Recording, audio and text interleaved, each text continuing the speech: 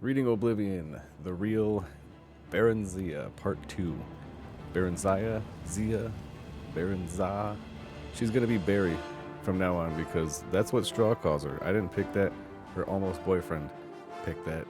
And for the rest of the recap, we got Simicus, who is a character whose mother died and was upset that the Lord did not save her, and that Lord had a daughter, Barry, and he is sworn that he is going to marry this girl to get his get-backs on the Lord for not helping save his mother. I know it's a bit of a stretch, but it's where we're at. So Straw, Barry, they have escaped. They are making their way east back to Morrowind, and they have made it as far as Riften.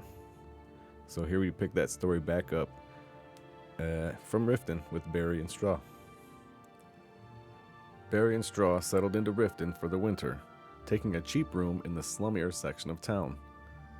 Barry wanted to join the Thieves Guild, knowing there would be trouble if she was caught freelancing. One day in a bar room, she caught the eye of a known member of the guild, a bold young Khajiit named Theris. She offered to bet him if he would sponsor her for membership. He looked her over, grinning, and agreed, but said she'd still have to pass initiation. What sort of an initiation? Ah, Theris said. Pay up first, sweetness. This passage has been censored by order of the temple. I bet. Straw was going to kill her, and maybe Theris too. What in Tamriel had possessed her to do such a thing? She cast an apprehensive look around the room, but the other patrons had lost interest and gone back to their own business. She did not recognize any of them, and this wasn't the inn where she and Straw were staying. With luck, it'd be a while, or never before Straw find out. Theris was by far the most exciting and attractive man she had yet met. He not only told her about the skills that she needed to become a member of the Thieves Guild, but also trained her in them himself, or introduced her to people who could. Among these was a woman who knew something about magic. Katisha was a plump, young, matronly Nord. She was married to a smith who had teenage children and was perfectly ordinary and respectable, except that she was very fond of cats. By logical inference, their humanoid counterparts, the Khajiit, and had a talent for certain kinds of magic and cultivated rather odd friends. She taught Barry an invisibility spell and schooled her in other forms of stealth and disguise. Katisha mingled in magical and non-magical talents freely, using one set to enhance the other.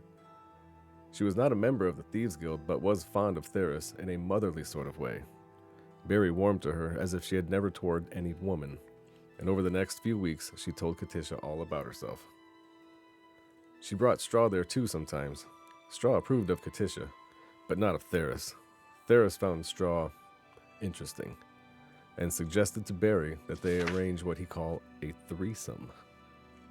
Absolutely not, Barry said firmly, grateful that Theris had broached the subject in private for once. He wouldn't like it. I wouldn't like it. Theris smiled his charming, triangular feline smile and sprawled lazily in his chair, stretching his limbs and curling his tail. You might be surprised, both of you. Pairing is so boring. Barry answered him with a glare. Or maybe you wouldn't like it with that country bumpkin of yours, sweetness. Would you mind if I brought along another friend? Yes, I would. If you're bored with me, you and your friend can go find someone else. She was a member of the Thieves Guild now. She had passed their initiation. She found Theris useful but not essential. Maybe she was a bit bored with him too. She talked to Katisha about her problems with men, or what she thought of as her problems with men. Katisha shook her head and told her that she was looking for love, not sex, and that she'd know the right man when she found him, that neither Straw nor Theris was the right one for her. Barry cocked her head to one side quizzically. They say dark elven women are pro something. Prostitutes? She said, although she was dubious. You mean promiscuous. Although some do become prostitutes, I suppose, Katisha said, and as an afterthought, elves are promiscuous when they're young, but you'll outgrow it. Perhaps you're beginning to already. and she added hopefully. She liked Barry and had grown quite fond of her. You ought to meet some nice elven boy, though. If you go on keeping company with Khajiits and humans and what have you, you'll find yourself pregnant in the next to no time. Barry smiled involuntarily at the thought. I'd like that, I think. But it would be inconvenient, wouldn't it?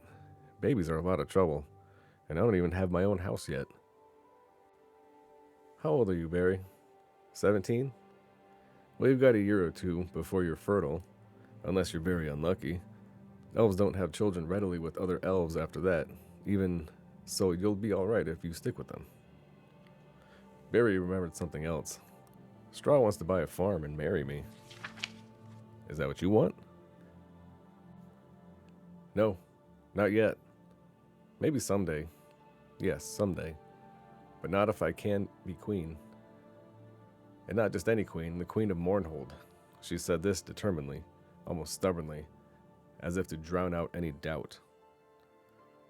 Katisha chose to ignore the last comment. She was amused at the girl's hyperactive imagination, took it as a sign of a well-functioning mind.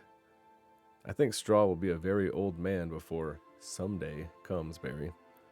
Elves live for a very long time. Katisha's face briefly wore the envious, wistful look that humans got when contemplating a 1,000-year lifespan that elves had been granted by the gods. True, few have ever lived that long as disease and violence took their respective tolls, but they could, and one or two of them actually did. I like old men, too, Barry said. Katisha laughed. Barry fidgeted impatiently while Theris sorted through the papers on the desk. He was being meticulous and methodical, carefully replacing everything just as he'd found it. They'd broken into a nobleman's household, leaving Straw to hover outside as lookout. Theris had said it was a simple job, but very hush-hush. He hadn't even wanted to bring any other guild members along. He said he knew he could trust Barry and Straw, but no one else. Tell me what you're looking for, and I'll find it, Barry whispered urgently. Theris's night sight wasn't as good as hers, and he didn't want her to magic up even a small orb of light. She had never been in such a luxurious place, not even in the Denmore castle of Count Sven and Lady Inga, where she had spent her childhood compared to it. She gazed around and wondered as they made their way through the ornate, decorated, and hugely echoing downstairs rooms. But Theris didn't seem interested in anything but the desk in the small book-lined study on the upper floor. "Sssst," he hissed angrily. "Someone's coming," Barry said a moment before the door opened, and two dark figures stepped into the room. Theris gave her a violent shove towards them and sprang to the window. Barry's muscles went rigid. She couldn't move or even speak, and she watched helplessly as one of the figures, the smaller one, leapt after Theris. There were two quick, silent stabs of blue light, and Theris folded over into a still heap. Good. Glad he didn't get away. Outside the study, the house had come alive with the hastening footsteps and voices calling out an alarm and the clank of armor hurriedly put on. The bigger man, a dark elf by the looks of him, half lifted, half dragged Theris to the door and thrust him to the waiting arms of the other elf. A jerk of the first elf's head sent the smaller blue-robed companion after them.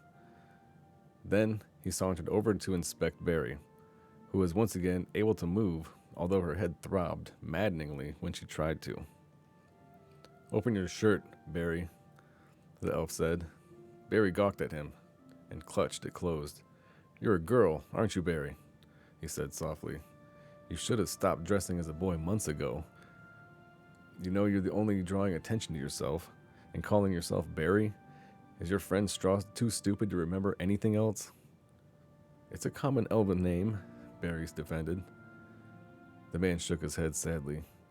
"Not among dark elves it isn't, my dear. But you wouldn't know much about dark elves, would you? I regret that. But it couldn't be helped. No matter, I shall try to remedy it." "Who are you?" Barry demanded. "Hey, so much for fame," the man shrugged, smiling wryly. "I am Symmachus, milady. General Symmachus of his awesome and terrible majesty Tibir's Septim Imperial Army. and I must say, it's a merry chase that you've led me throughout Tamriel. Or this part of it anyway. Although I guessed, and guessed correctly, that you would head for Morrowind eventually. You had a bit of luck. A body was found in Whiterun, and that was thought to be Straw's, so we stopped looking for the pair of you. That was careless of me.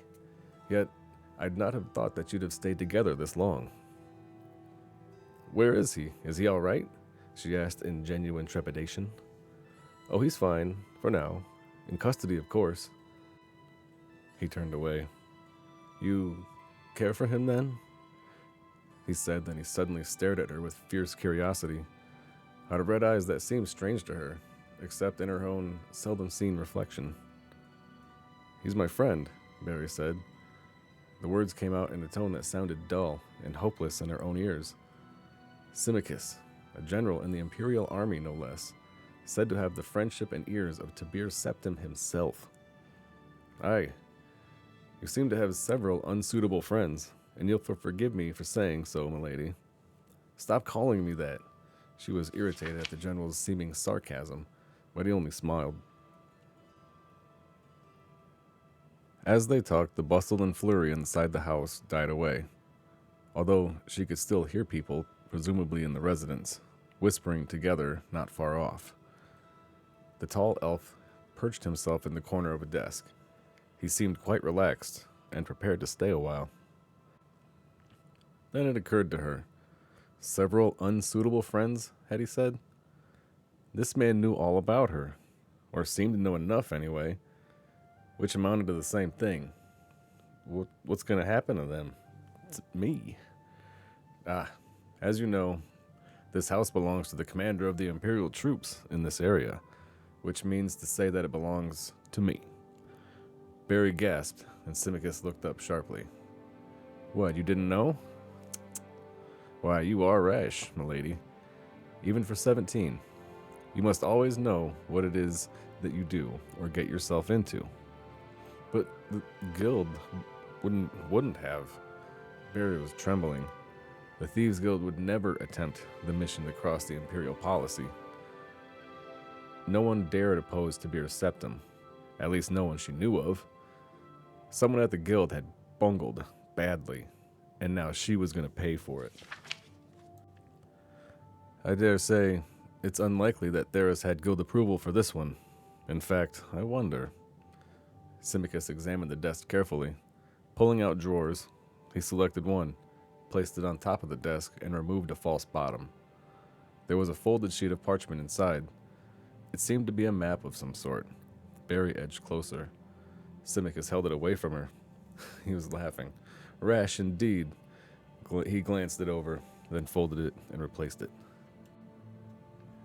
You advised me a moment ago to seek after knowledge. So I did. Suddenly he seemed to be in high good humor. We must be going, my dear lady. He shepherded her to the door and down the stairs, and out into the night air. No one was about. Barry's eyes darted towards the shadows, and she wondered if she could outrun him or elude him somehow. You're not thinking of attempting to escape, are you? You don't want to hear the first of my plans, for you are? She thought that he sounded a bit hurt. Now that you mention it, yes. Perhaps you'd rather hear about your friends first. No. He looked gratified at this. It was evidently the answer that he wanted, thought Barry, but it was also the truth. While she was concerned for her friends, especially Straw, she was far more concerned for herself. You will take your place as the rightful queen of Mournhold. I didn't see that coming. Wait, yes we did, because that was his plan, so that his grandchildren would rule over what his lord that did not save his mom was ruling. That's the plan. Yeah. Symmachus explained that this had been his and Tibir Septim's plan for her all along. That Mournhold, which had been under military rule for dozens or so years, since that she had been away, was gradually ready to return to be civilized government. Under the Empire's guidance, of course, and as part of the Imperial province of Morrowind. But why was I sent to Darkmoor? Barry asked, hardly believing anything that she had just been told. For safekeeping, naturally. Why did you run away? Barry shrugged. I saw no reason to stay. I should have been told. You would have by now. I had in fact sent for you to be removed to the Imperial City to spend some time as a part of the Emperor's household. But of course you had, shall we say, absconded by then. As for your destiny, it should be, and should have been, quite obvious to you. Tiberius Septim does not keep those he has no use for. And what else could you be that would be of use to him? I know nothing of him, nor, for that matter, of you. I know this. Tiberius Septim rewards friends and foes alike according to their deserts. Barry chewed on that for a few moments. Straw has deserved well of me and has never done anyone any harm. And not a member of the Thieves Guild. He came along to protect me. He earned our keep by running errands, and he... Simicus waved her impatiently as silence. I know all about Straw, he said, and about Theris. And he stared at her intently. So, what would you? She took a deep breath. Straw wants a little farm. If I'm to be rich, then I would like for one to be given to him. Very well. He seemed astonished at this, and then pleased. Done. He shall have it. And Theris? He betrayed me, Barry said coldly.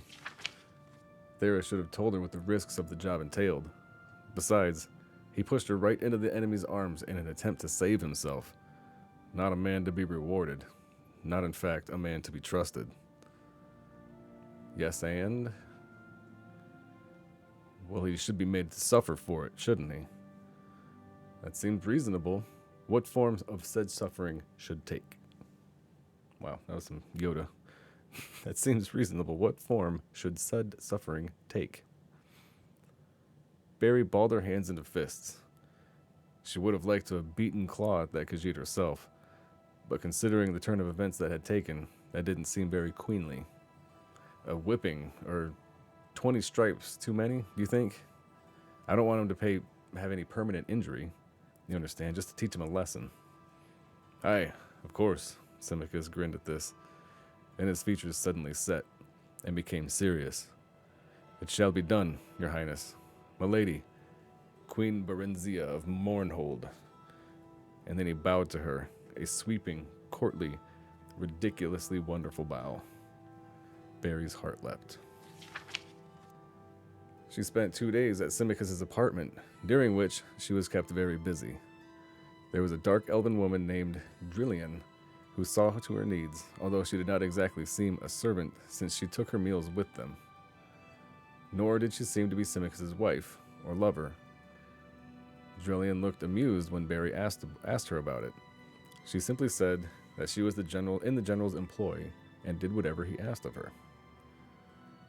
With Drillian's assistance, several fine gowns and pairs of shoes were ordered for her, plus a riding habit and boots, along with other small necessities. Barry was given a room to herself. Simicus was out a great deal. She saw him at most mealtimes, but he said little about himself or what he had been doing. He was cordial and polite, and quite willing to converse on most subjects, and seemed interested in anything that she had to say. Drillian was much the same. Barry found them pleasant enough, but hard to get to know, as Katisha would have put it. She felt an odd twinge of disappointment. There were these first dark elves with whom she had associated with closely. She had expected to feel comfortable with them, to feel at least that she had belonged somewhere, with somebody, as part of something. Instead, she found herself yearning for her Nordic friends, Katisha and Straw. When Simicus told her that they were to set out for the Imperial City on the morrow, she asked if she could say goodbye to them. Katisha? He asked. Aye, but then, I suppose I owe her something. She it was who led me to you by telling me of a lonely dark elven girl named Barry who needed elven friends, and who sometimes dressed as a boy. She has no association with the Thieves Guild, apparently, and no one associated with the Thieves Guild seems to know your true identity, save Theris. That is well. I prefer your former guild membership not be made public knowledge. Please speak of it to no one, your highness. Such a past does not become an imperial queen. No one knows but Straw and Theris. They won't tell anyone. No. He smiled a curious little smile. No, they won't. He didn't know that Katisha knew, then, but still, there was something about the way he said it. Straw came to their apartment on the morning of their departure. They were left alone in the salon, although Barry knew that other elves were within earshot. He looked drawn and pale. They hugged one another silently for a few minutes. Straw's shoulders were shaking, and tears were rolling down his cheeks, but he said nothing. That's sad. Barry tried to smile. So we both get what we want, huh? I'm to be Queen of Mournhold, and you'll be Lord of your own farmstead. She shook his hand and smiled, and warmly and genuinely. I'll write you, Straw, I promise. You must find a scribe so that you can write me too. Straw shook his head sadly, and when Barry persisted, he opened his mouth and pointed at it, making inarticulate noises. And she realized what it was. His tongue was gone. It had been cut off. Barry collapsed into a chair and wept noiselessly. Well, that's super shitty. Call that a big old red flag. I guess let's continue on. But why? She demanded of Symmachus, when Straw had been ushered away. Why? Symmachus shrugged. He knows too much. He could be dangerous. At least he's alive, and he won't need his tongue to raise pigs or whatever. I hate you, Barry screamed at him, and abruptly doubled over and vomited on the floor. And she continued to revile him between intermittent bouts of nausea. He listened stolidly for some time while Adrelian cleaned up after her. Finally, he told her to cease, or he would gag her for the journey to the Emperor. Yeah, good start. That's how, I'd definitely love to go with you now for sure. Let's go. Let's do this. Anyways, they stopped at Katisha's house on the way out of the city. Symmachus and Adrelian didn't dismount. All seemed normal, but Barry was frightened as she knocked on the door. Katisha answered the knock, and Barry thanked the gods silently that at least she was all right. But she'd also been weeping. In any case, she embraced Barry warmly. Why are you crying? Barry asked. For Theris, of course. You haven't heard? Oh dear. Poor Theris. He's dead. Barenziah felt icy fingers creeping up around her heart. He was caught stealing from the Commandant's house. Poor fellow. But that was so foolish of him. Oh, Barry. He was drawn and quartered this very dawn by the Commandant's order. She started to sob. I went. He asked for me. It was terrible. He suffered so before dying. I'll never forget it. I looked for you in Straw, but no one knew where you'd both gone to. And she glanced behind Barry. That's the Commandant, isn't it? Symmachus. And then Katisha did a strange thing. She stopped crying and grinned. You know, the moment I saw him, I thought, this is the one for Barry. Katisha took and folded her apron and wiped it across her eyes. I told them about you, you know. Yes, Barry said. I know. She took Katisha's hands in each of hers and looked at her earnestly. Katisha, I love you. I'm gonna miss you.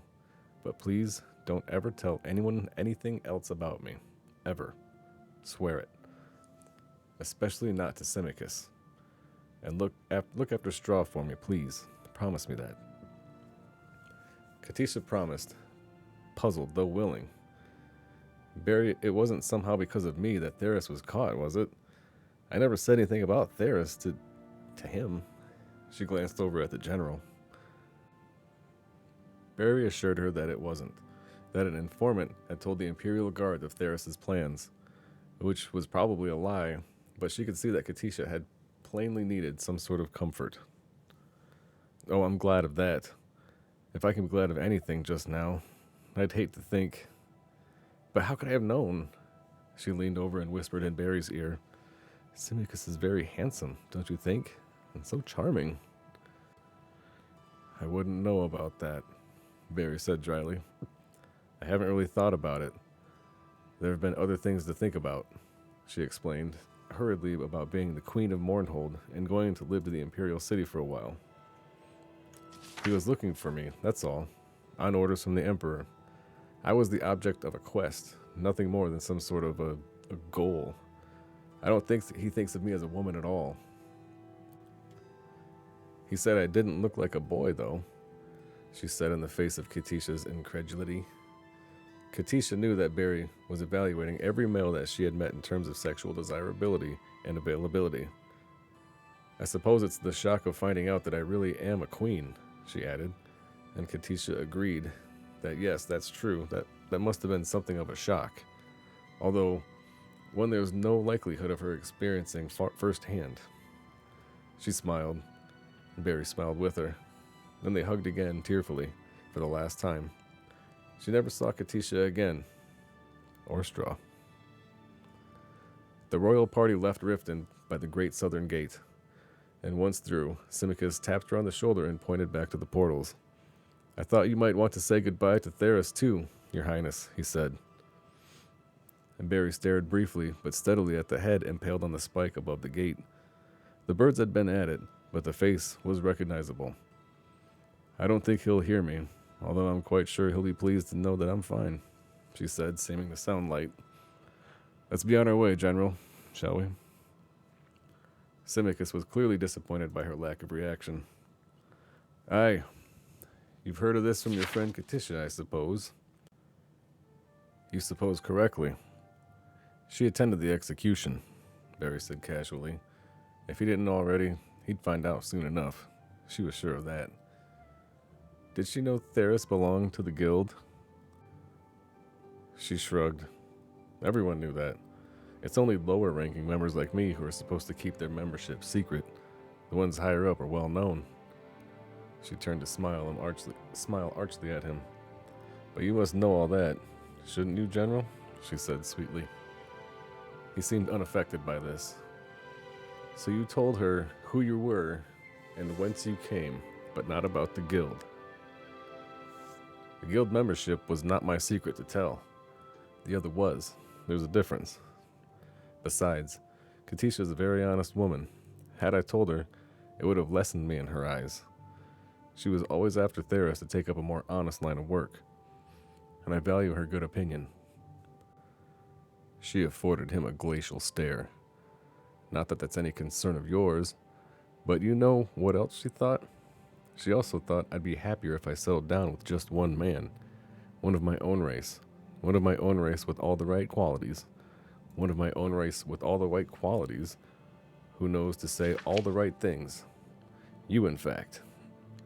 She grabbed the reins preparatorily to assume a brisker pace, but not without sinking one final irresistible barb. Isn't it odd how wishes come true sometimes, but not in the way that you wanted them to? Or maybe I should say, not in the way you would ever want them to. His answer took her so by surprise that she quite forgot about cantering off. Yes, very odd, he replied, and his tone matched his words exactly. Then he excused himself and fell behind. She held her head high and urged her mount onward, trying to look unimpressed. Now what it was about his response that bothered her. Not that what he said, no, that wasn't it. But something about the way he said it. Something about it made her think that she, Barry, was one of his wishes that had come true. Unlikely as this seemed, she gave it due deliberation. He had found her at last, after months of searching. It seemed under pressure from the Emperor, no doubt. So his wish had come true. Yes, that must be. But in a way, apparently, not altogether to his liking.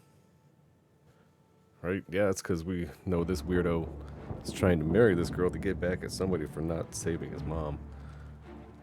I don't know, it's gonna be a bad situation, I think, for Barry. Not gonna work out because, I mean, she's just getting used by, what's his name? Simicus. But she'll get to be the queen. I mean, I have a feeling that Simicus is gonna get his in one way or another. And that is volume or part 2 of the real Barenziah, or Barry, as we've been calling her, because that's way too hard I'm way too Middle West to be saying these names. If you're enjoying the series, please consider subscribing. Thank you.